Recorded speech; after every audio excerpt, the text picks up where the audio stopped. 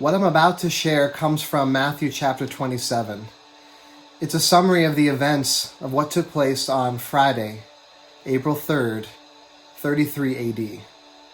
Please read the passage ahead of time or follow alongside my words so that you can have the fullest understanding of what took place. We begin in verses 1 and 2 as we see the religious leaders gathering together, known as the Sanhedrin. This is because in Jewish law, you couldn't sentence a man legally to death at night. And so all the events that took place the night before had to be ratified officially. So the Sanhedrin gathers together to endorse and establish what they had done the night before. It is confirmed, and Jesus is sent off to Pilate, who is the reigning governor of the time. The scene moves quickly in verses 3 to 10 to Judas, who has now changed his mind. He's changed his mind because he saw the impact of his betrayal, that Jesus was now condemned and would be sentenced to death. He is struck with grief, and Judas tries to give back the money that he received to silence his guilty conscience. But only Jesus' upcoming death in his place would be able to sufficiently do that. Judas hangs himself in despair. In verses 11 to 14, we find Jesus standing before Pilate. He's asked, "Is he the king of the Jews?" But Jesus gives no clear answer to this question, nor to any of the charges that were brought before him. How hard it is to stay silent when you're being falsely accused, especially with such grave consequences on the line.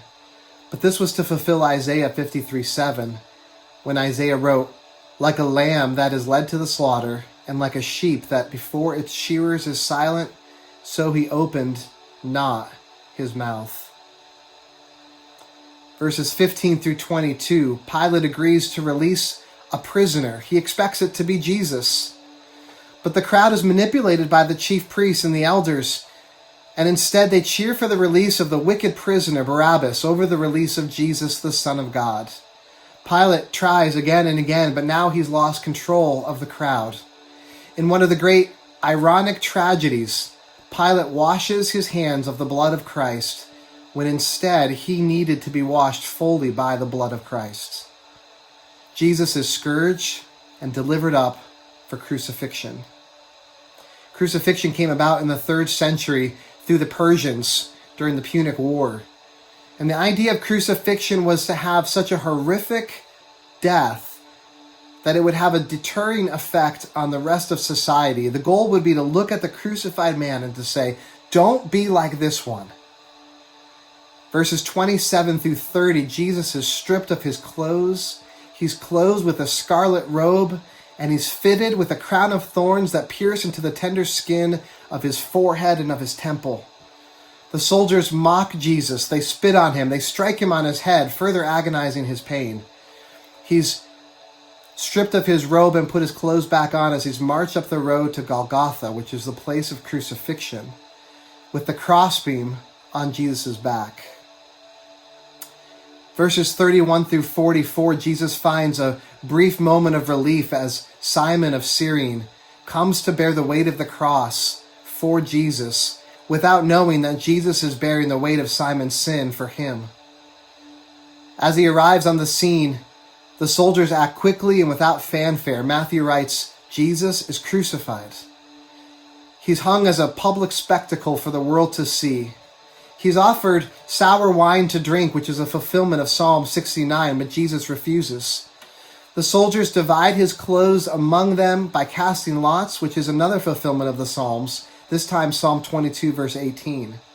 And they continue on in their mocking and childish derision, which was an unsightly punishment for the only one who is truly innocent of everything.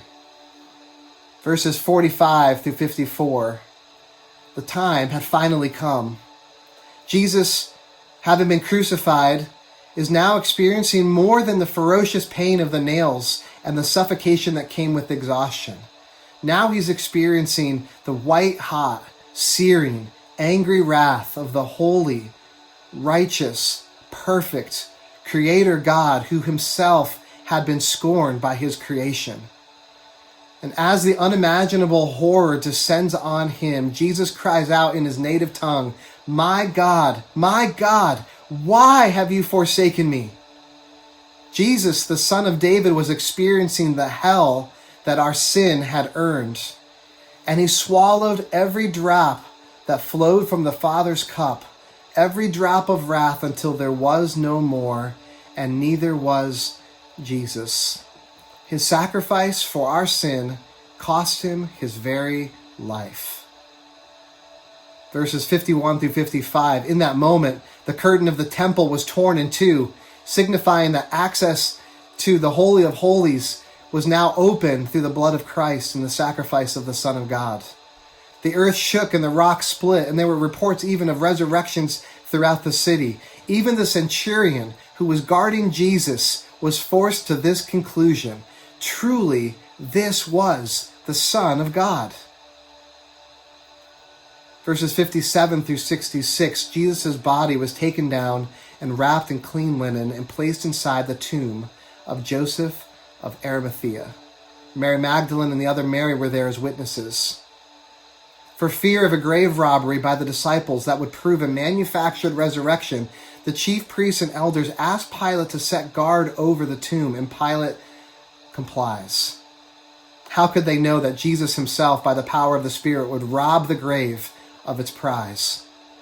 So they sealed the stone and set watch over the tomb, thus completing the events of Friday night.